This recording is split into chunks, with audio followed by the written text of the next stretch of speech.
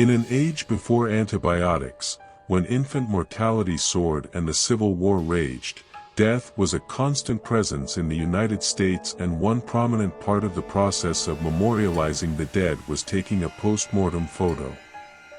The Victorian era was plagued with epidemics like cholera, diphtheria, and typhus.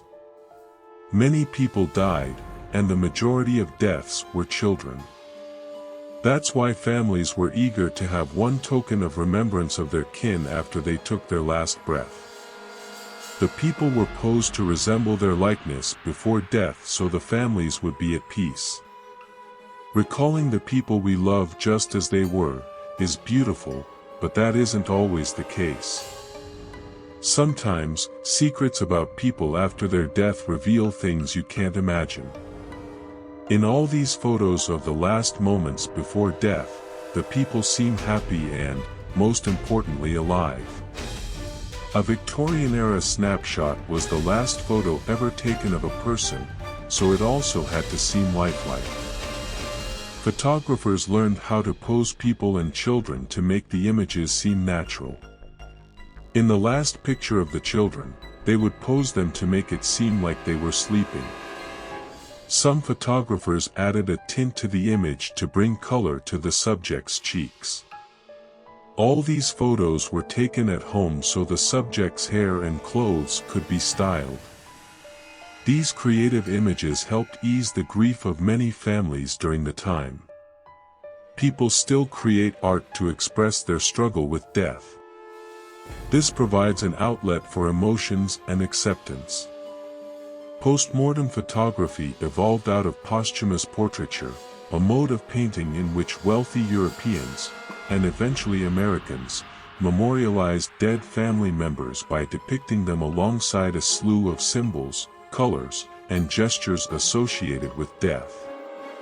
While the people, usually children, in these images might look reasonably healthy, the presence of a dead bird, a cut cord, drooping flowers, or a three-fingered grip, a reference to the Holy Trinity, often signaled that the subject was deceased.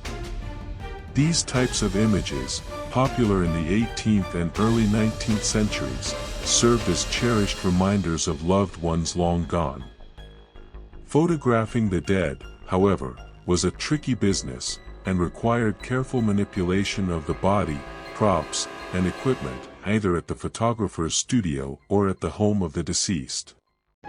Though the majority of postmortem images depict the dead laid out in a bed or coffin, dead children were not infrequently placed in a mother's lap to keep them upright, echoing the Victorian fashion for hidden mother portraits, in which a parent or assistant was draped in fabric as a backdrop with varying degrees of success.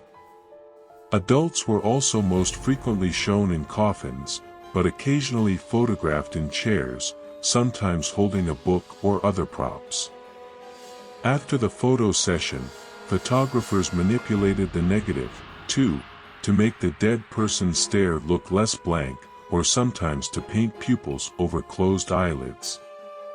Some sense of the difficulties of postmortem photography can be gleaned from remarks by leading daguerreotype photographer Albert Southworth, printed in an 1873 edition of the Philadelphia Photographer.